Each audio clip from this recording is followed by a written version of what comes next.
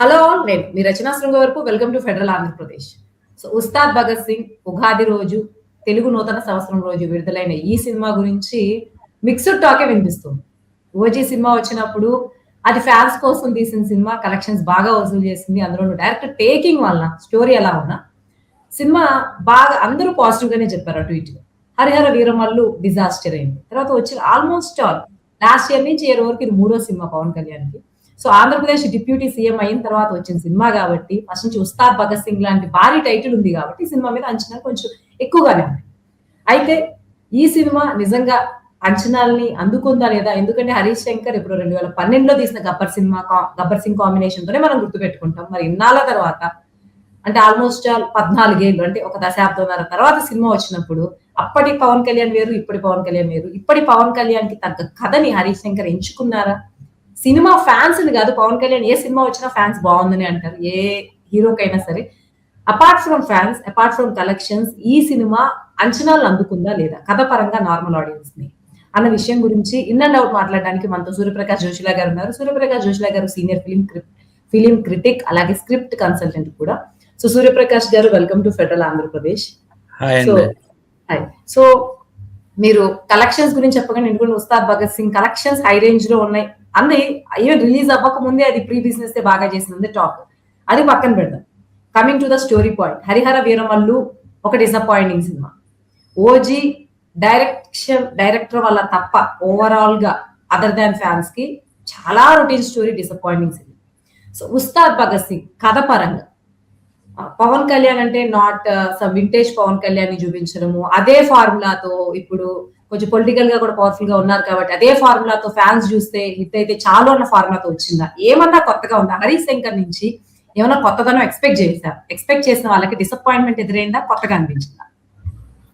అంటే నిజానికి commercial cinema నుంచి కొత్తదనం ఎక్స్పెక్ట్ చేయడం చాలా కాలం క్రితం మానేసామండి. కమర్షియల్ సినిమా అంటేనే కొత్తదనం చాలా దూరంగా ఉంటుందని డెఫినేషన్కి ఫిక్స్ అయిపోయాం. కాబట్టి దీంట్లో నేను కొత్తదనం ఏమీ ఎక్స్పెక్ట్ చేయలేదు.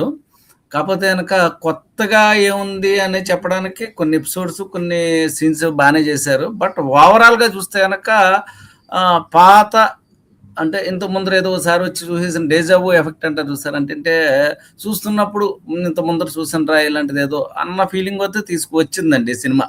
అది నిజం. అలాగని చెప్పి సినిమా పూర్తిగా బోర్ కొట్టడం కానీ ఇంకోటి కానీ జరగలేదండి. ఎక్కడో చూసినట్టు ఇంత ముందర చూసిన ఫీలింగ్ అయితే వచ్చింది. కొత్తదనం అయితే కనుక అంత చెప్పుకోదగినట్టు ఏం లేదు. పాత ఓ రకంగా చెప్పాలంటే క్రిటిక్స్ భాషలోనే మీరు అడిగారు కాబట్టి ఫార్ములా మేకింగ్తో వచ్చిన ఫిల్మ్ ఇది ప్యూర్గా. అదే ఫార్ములా ఎప్పుడైతే మీరు పూర్తిగా అడాప్ట్ చేసుకుంటారో అప్పుడు ఎలాంటి అవుట్పుట్ వస్తుంది, ఎలాంటి ప్రొడక్ట్ని మనం చూస్తామండి. ఇంకొకటి చెప్పండి సూర్యప్రకాష్ గారు, ఈ సినిమాలో ఒక సీఎం పదవి స్వీకారం సీన్ కానీ అదొక పొలిటికల్ది, ప్లస్ సెకండ్ హాఫ్ లో నిర్భయ ఘటనకి కొంచెం రిలేటెడ్ది, ఒక యాక్షన్, ఒక ఎమోషన్, ఫస్ట్ లోనే పాలిటిక్స్, ఇన్ని ఎలిమెంట్స్ కంబైన్ చేయడం వల్ల ఈ సినిమా ఎలివేట్ అయిందా, లేదా ఒక ఆ ఎమోషన్ ని జనరేట్ చేయడంలో ఏమైనా ఫెయిల్ అయిందా? అంటే ఇది నేను ఒక సినిమా అనేది ఫీస్ట్ ఫర్ ఫ్యాన్స్, ఇన్ని యాంగిల్స్ చూడడం బాగుందని, నార్మల్ ఆడియన్స్ కి ఇన్ని లైన్స్ లో నడుస్తూ ఉండడం అన్నది స్టోరీని ఎన్హాన్స్ చేసిందా, లేకపోతే కొంచెం ఏంటబ్బా ఇన్నిట్లో తిరుగుతుంది, ఏదైనా ఒకటి ఉంటే కనెక్ట్ అయ్యో అనిపించేదా, లేకపోతే కమర్షియల్ ఫార్ములా ఇది అన్ని బాగానే అంటారా? అంటే చాలా విషయాలు చెప్పాలి సినిమాలో. ఇప్పుడు ఆయన రాజకీయాల్లో ఉన్నారు, డిప్యూటీ సీఎం చేస్తున్నారు. అలాగే నిజానికి ఈ సినిమా ప్రారంభమై చాలా కాలం క్రితం, అంటే దాదాపు 5 ఏళ్ల క్రితం మొదలైన ఈ సినిమా అయింది. ఇది మనం ఆ యాంగిల్ కూడా చూడాలి. 5 ఏళ్ల క్రితం మొదలైన సినిమా. ఈ క్రమంలో సినిమా చాలా మార్పులకి చేర్పుల కంటే అనుకున్న కథ మారడము, డైలాగులు మారడం, ఎందుకంటే 5 ఏళ్ళలో చాలా మార్పులు వచ్చేసాయి.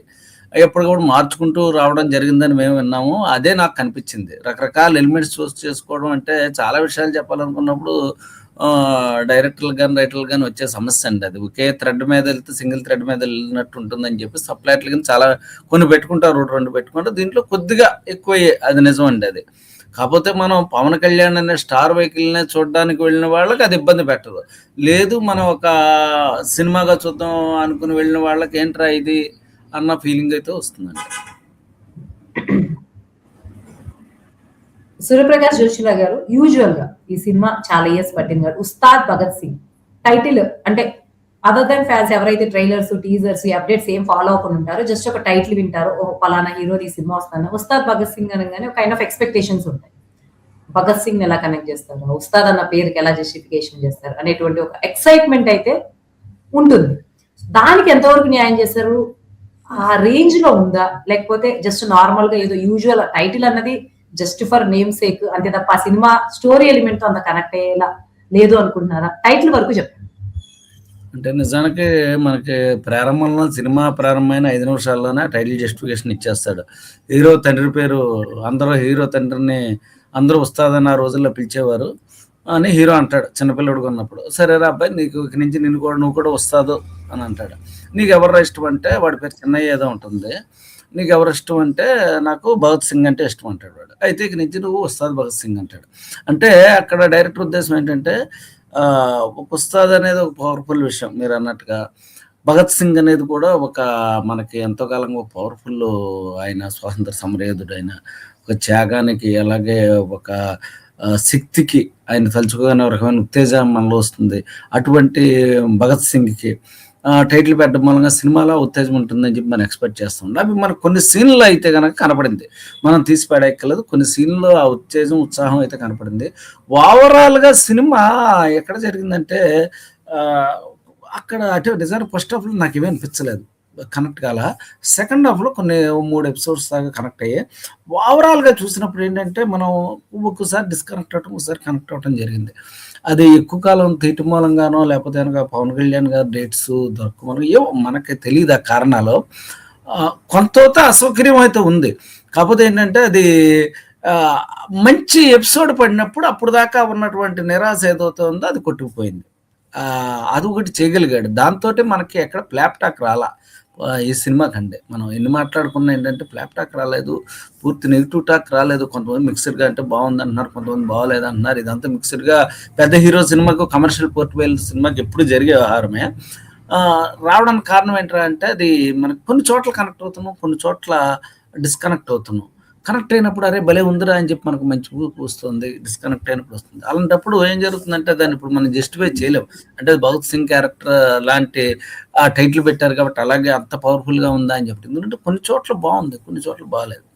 అంటే it may be or not అదండి. ఇంకోటి చెప్పండి సూర్యప్రకాష్ గారు. లేటెస్ట్‌గా ఒక కాంట్రోవర్సీ నడుస్తా ఉంది. అదేంటంటే సీనియర్ హీరోస్ చాలా యంగ్ హీరోయిన్స్‌తో నటించడం వల్ల అంటే 90s టైమ్‌లో కూడా ఉండుండొచ్చు. కానీ అప్పుడు ఇంత సోషల్ మీడియా గాని, ఇంత క్లోజ్‌గా అబ్జర్వ్ చేయడం గాని హ్యూమన్ రిలేషన్స్‌ని, స్క్రీన్ కెమిస్ట్రీని అబ్జర్వ్ చేయడం అన్నది సోషల్ మీడియాలో ఎక్స్‌ప్రెషన్ వల్ల ఎక్కువ పెరిగిపోయింది. అప్పుడు ఉండుండొచ్చు. కానీ ఇప్పుడు ఎక్స్‌పోజర్ వల్ల ఎక్కువ పెరిగింది ఆ క్రమంలో. రవితేజ మీద విమర్శలొచ్చాయి. ఇంకా సీనియర్ హీరోల మీద కూడా విమర్శలొచ్చాయి. సో ఈ సినిమాలో పవన్ కళ్యాణ్‌కి కాంబినేషన్‌గా 'రాశికన్నా'కి చలిమిటరు, శ్రీలీల ఉన్నప్పుడు సో వీళ్ళిద్దరి స్క్రీన్ కెమిస్ట్రీ ఎలా ఉండింది? నాకైతే హార్డ్‌గా ఏమి అనిపించలేదండి. వాస్తవానికి ఏంటంటే ఆ రోజుల్లో ఎన్టీఆర్ గారు శ్రీదేవితో చేసినా, లేకపోతే నాగేశ్వరరావు గారు శ్రీదేవితో చేసినా, లేకపోతే ఇంకోళ్ళతో చేసినా మన తెర మీద హీరో, హీరోయిన్‌ల కింద చూస్తాం తప్పించి ఒక మరీ హార్డ్‌గా ఉంటే తప్పించి. అంటే మనకి మరీ తండ్రిలాగా అనిపిస్తే తప్పించి, హీరోయిన్‌కి తండ్రిలాగా, అన్నయ్యలాగా అనిపిస్తే తప్పించి హార్డ్‌గా అనిపిస్తే తప్పించి మామూలుగా మనకి చలతా నడిచిపోతుంది. మనకి ఎందుకంటే మనం ఆ కల్చర్‌కి అలవాటు పడిపోయి ఇంతకాలం బట్టి వస్తున్నాం. ఇప్పుడు విమర్శలు అంటారా మీరే అన్నారు. సోషల్ మీడియా రోజుల్లో ప్రతీదీ విమర్శే.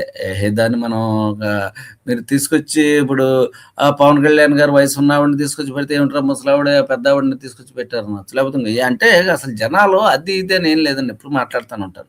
కాకపోతే ఏంటంటే తెర మీద వీళ్ళిద్దరి పేరు బావుంది. శ్రీలీలను, పవన్ కళ్యాణ్ గారి పేరు బానే ఉంది. దాంట్లో నాకేమీ హార్డ్‌గా అయితే అనిపించలేదు. అది కమర్షియల్ సినిమాలో చాలా కామన్ థింగ్ అది. పెద్ద పట్టించుకోవాల్సిన విషయం కాదు. ఆ! సూర్యప్రకాష్ గారు ఇంకొకటి చెప్పండి. మనము ఏ హీరోయిన్ సినిమా అయినా సరే 3 ఏళ్లకొకసారో, 2 ఏళ్లకొకసారో లేదా సంవత్సరానికి ఒకటో వస్తే ఆ సినిమా మీద ఎక్స్‌పెక్టేషన్స్ ఒకలా ఉంటాయి. ఆ సినిమా అవ్వగానే అది బావుందా లేదా ఒకటే టాక్ వస్తది. మిక్స్డ్ టాక్స్ ఏముండవు. ఆహ్, ఎందుకంటే ఎక్స్‌పెక్టేషన్స్. కానీ ఒకటే హీరో సినిమాలో ఒక 2, 3 ఒక ఆ ఇయర్‌లో 2 ఇయర్‌లో ఒకటి పవన్ కళ్యాణ్‌కి వచ్చిన సందర్భం తీసుకుంటే ఓకే. ఫస్ట్ సినిమా 'వీరమల్లు', 'హరిహర వీరమల్లు' పోయింది. నెక్స్ట్ 'ఓజీ' అది పోయిందనుకున్నప్పుడు ఇది దానికన్నా బెటర్‌గా ఉండడం వల్ల బావుంది. అంటే మైట్ బి అప్పటి వరకు ఫ్యాన్సీ ఏవైతే అంటే ఆ సినిమాకి కంపారిజన్ 'హరిహర వీరమల్లు' తప్ప వేరే స్టార్స్, వేరే సినిమాలు రిలేటివ్ కంపారిజన్ లేదు. అదొక అడ్వాంటేజ్ అవడం వల్ల అది కొట్టుకుపోయింది. డైరెక్షన్ మేకింగ్ వల్ల నడిచింది. సో దాని తర్వాత అదే ఫార్ములాతో అంటే అటు ఇటుగా ఉస్తాద్ భగత్ సింగ్ లో కూడా పవన్ కళ్యాణ్ సాంగ్స్ తొలి ప్రేమ సాంగ్ గాని ఇవి గాని కొంత ఆ వింటేజ్ లుక్ ను కూడా మళ్ళీ దీనిలో కూడా తీసుకొచ్చే ప్రయత్నం చేశారు. కొంత ఈ 3 సినిమాలు వరుసగా చూసి పవన్ కళ్యాణ్ సినిమాలు ఫ్యాన్ గా కాకుండా నార్మల్ గా చూసినప్పుడు కొంచెం డిసప్పాయింటింగ్ గా అనిపించిన అంటే సేమ్ రిపిటేషన్ ఫార్ములా. అంటే అట్లీస్ట్ బ్లాక్ బస్టర్ అయినా అవ్వకపోయినా ఒక సెక్షన్ ఆఫ్ ఆడియన్స్ కి కనెక్ట్ అయిపోతుంది. ఈజీగా చల్తా హై. అంతే తప్ప 3 సినిమాలు 3 స్టోరీలు వచ్చినాయి కాబట్టి కొంచెం ఫ్రెష్ ఫీల్ ఏమన్నా ఇచ్చినట్టు అనిపించిందా? ఏదో ఇక అట్లా నడుస్తా ఉంది అన్నట్టు ఫీలింగ్ వచ్చింది. అంటే నిజానికి ఫ్రెష్ ఫీల్ అంటాకి పవన్ కళ్యాణ్ గారి సినిమా అవచ్చు, ఇంకొకళ్ళు అవచ్చు, ఏదైనా కమర్షియల్ సినిమా ఒకలాగానే ఉంటుందండి. హీరో హీరోయిన్ చిన్న విలను ఫైట్ ఉంది కాబట్టి వాటిలో పెద్దగా ఫ్రెష్ ఫీల్ కొత్త కాన్సెప్ట్లు కొత్త కథలు ఏమి ఉండవు. సూర్యప్రకాష్ గారు ఇంకొకటి అంటే హరీష్ శంకర్ నుంచి వచ్చినప్పుడు కొందరు ఫ్యాన్స్ దీన్ని గబ్బర్ సింగ్ పార్ట్ 2 అన్నారు. అంటే సర్దార్ గబ్బర్ సింగ్ బాబీ చేశాడు కాబట్టి ఇందులో ఎక్కడో సుహాస్ని ఆ దాని చనిపోయింది ఇందులో అలా అంటే కొందరు ఈవెన్ వాళ్ళ అంత దాంతో దీంతో కూడా కనెక్ట్ చేసుకోగలిగారు. అంటే being on a fan level they are trying to connect everything in a positive way. So అట్లా కథలో ఫ్రెష్నెస్ ఉండకపోవచ్చు కానీ ఒకటే డైరెక్టర్ తీసినప్పుడు గబ్బర్ సింగ్ డైరెక్షన్ ఎప్పుడో 14 years బ్యాక్ అయినప్పుడు ఎక్కడో దాని ఛాయలు ఇక్కడ కనిపించకుండా పోతాయి. ఎక్కడో ఆ కమర్షియల్ సినిమా ఫార్ములా ఒకటే అయి ఉండొచ్చు కానీ మేకింగ్ లోనో ఎక్కడో ఒక చోట మనకి మీరే అన్నారు ఫీలింగ్ ఉందని. ఇప్పుడు మనకి హరీష్ శంకర్ గారు డైరెక్టర్, అదే హీరో అయినప్పుడు ఖచ్చితంగా పోలికలు రావడంలో వింత ఏముందండి, దాంట్లో కొద్దిగా వింత ఉంటుంది. రెండోది ఏంటంటే పోలీస్ క్యారెక్టర్ అవడం, సేమ్ క్యారెక్టర్ అవడం, సేమ్ డైరెక్టర్. అయ్యాక వచ్చింది కదా అందుకే అడుగుతున్నా. ఎన్నేళ్ళు అయిన తర్వాత వచ్చినా ఇప్పుడు మీరు ఒకటి చూడాలనుకున్నప్పుడు ఒక రకంగా మీరు దాన్ని చూడాలనుకున్నప్పుడు మీ యాంగిల్ అలా కనపడుతూ ఉంటుంది. మనం ఎలా తీసుకుంటాం అనే దాన్ని బట్టే ఉంటుందండి ఏదైనా సరే. ఇంకోటి ఏంటంటే దీంట్లోనూ పోలీస్ క్యారెక్టర్ దీన్ని థియరీ రీమేక్ అని కొంతమంది అన్నారు రిలీజ్కి ముందు. రిలీజ్ అయిన తర్వాత కూడా ఇప్పటికీ సోషల్ మీడియాలో కొంతమంది అంటారు ఏంటంటే దాంట్లో పోలీస్ క్యారెక్టర్ దీంట్లో పోలీస్ క్యారెక్టర్ ఉంది కాబట్టి ఇది థియరీ రీమేక్. ఇక ఇప్పుడు దాన్ని ఎలా అంటే మనం ఊహించుకుని మనం ఎలా చూసామనే దాన్ని బట్టే. ఇది దానికి రీమేకే కాదా చెప్పండి?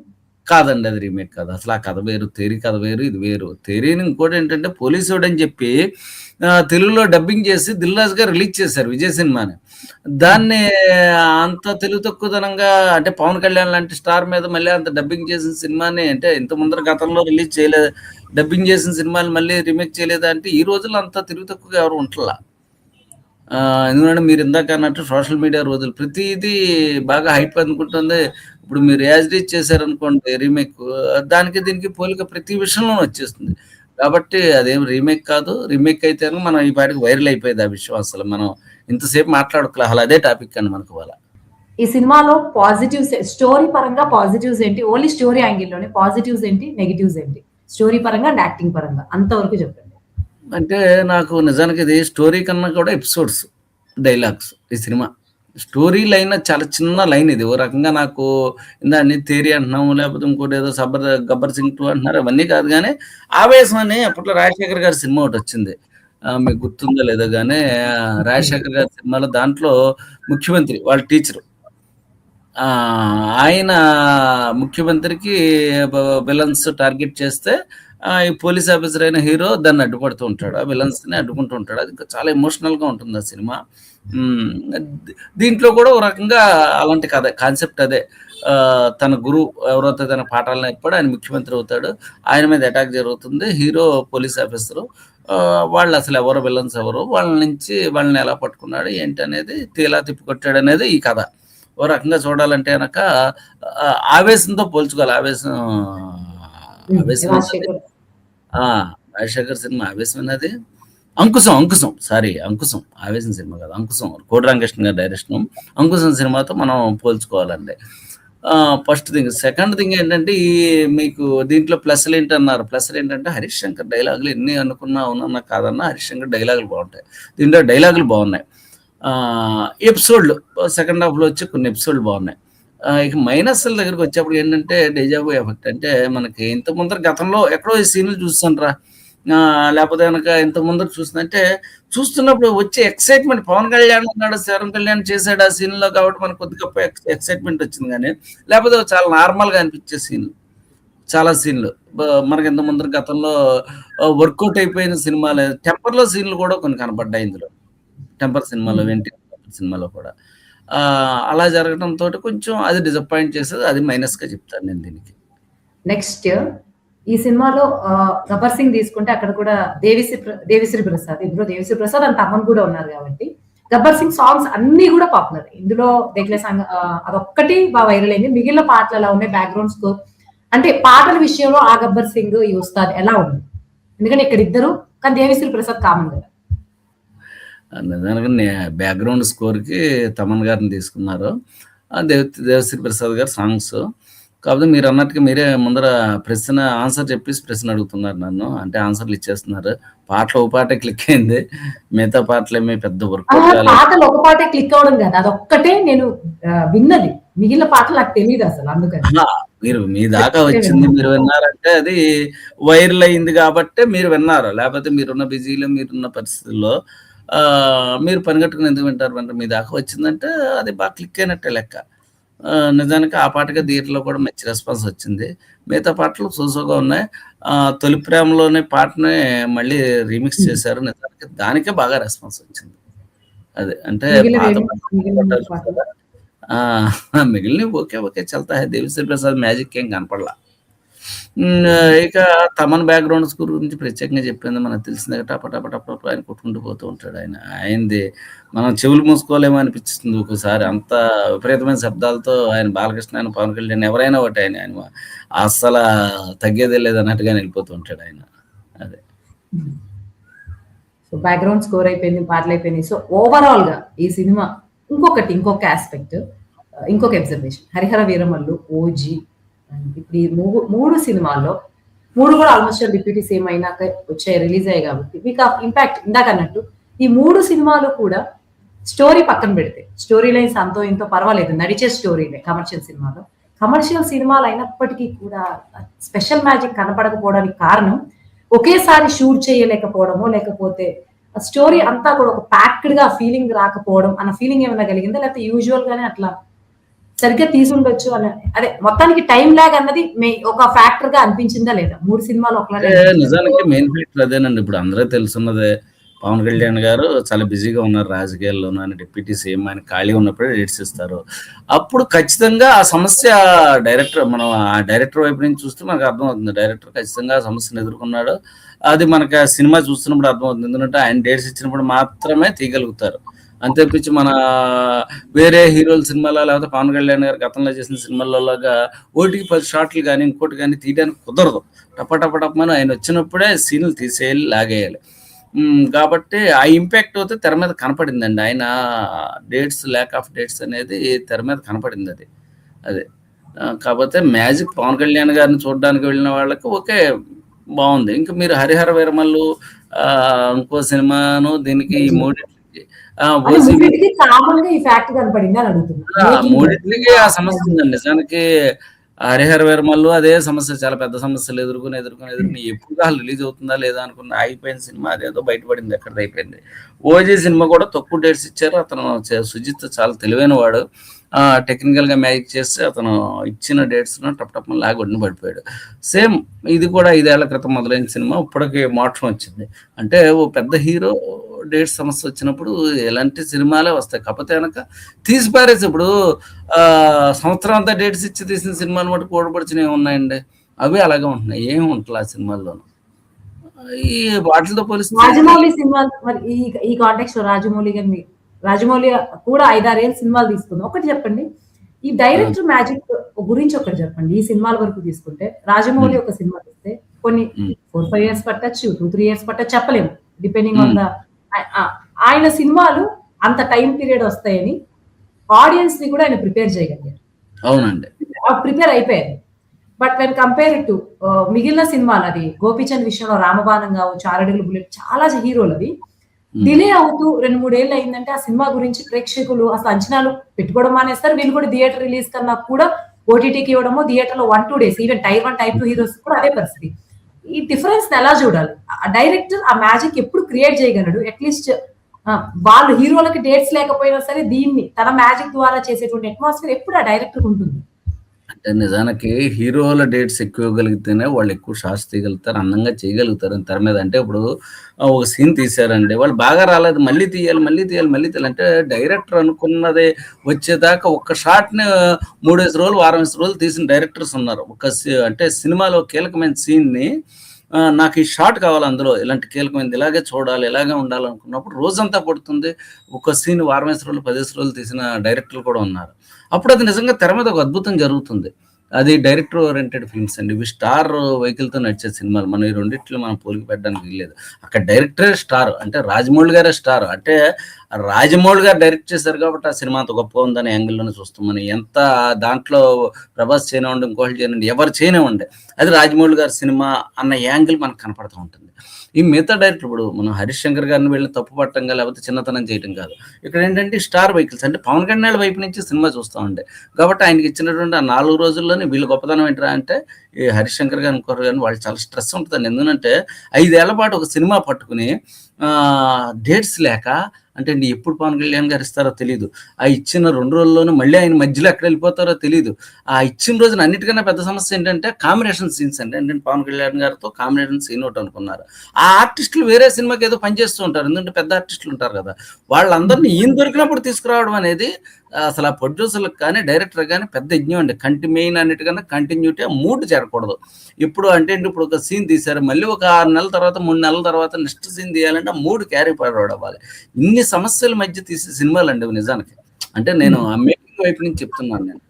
ఆ వైపు నుంచి చూస్తే గనక ఇవి బాగా తీసినట్టే బాగా ఇక్కడి తీసుకురావడం చాలా పెద్ద ఎఫర్ట్ అనుకోవచ్చు. నిజంగా గొప్ప అంటే ఒక నెగెటివ్ టాక్ రాకుండా మొత్తం సినిమా డిజాస్టర్ అవ్వకుండా అంటే ఇంత ప్రెషర్ ఒత్తిళ్ళ మధ్యన ఆ సినిమాని బయటకు తీసుకురావడం నిజంగా 'హరీష్ శంకర్' గారు హ్యాట్స్ ఆఫ్. నాకు 'హరీష్ శంకర్' గారు ఈ సినిమాలో ఒక విషయం గొప్పగా అనిపించింది. ఫస్ట్ ఓపెనింగ్ సీన్‌లో కుర్రోడు సీన్‌లు ఉంటాయి. అంటే ఏంటి ఇంకా పవన్ కళ్యాణ్ ఇంట్రెస్ట్ ఉండదు. పవన్ కళ్యాణ్ కుర్రోడుగా ఉన్నప్పుడు చిన్న పిల్లోడుగా ఉన్నప్పుడు సీన్‌లండి. మీరు నమ్మరు.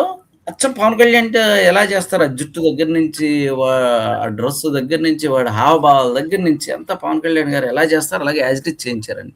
అంటే మనకి తెర మీద ఆ పిల్లోడిని చూడగానంటే కమర్షియల్ డైరెక్టర్ ఇతను కరెక్ట్‌గా పల్స్ పట్టుకున్నాడు 'హరీష్ శంకర్' అనిపించింది. ఎందుకంటే అతన్ని ఆ పిల్లగాడిని తెర మీద చూడగానే మనకి పవన్ కళ్యాణే గుర్తొస్తారు మైండ్‌లో. ఇంక వేరేళ్ళు ఎవరు గుర్తురారు. మనం చాలా సినిమాల్లో ఉంటారు. చిన్నప్పుడు హీరోయిన్ చూపెడతారు.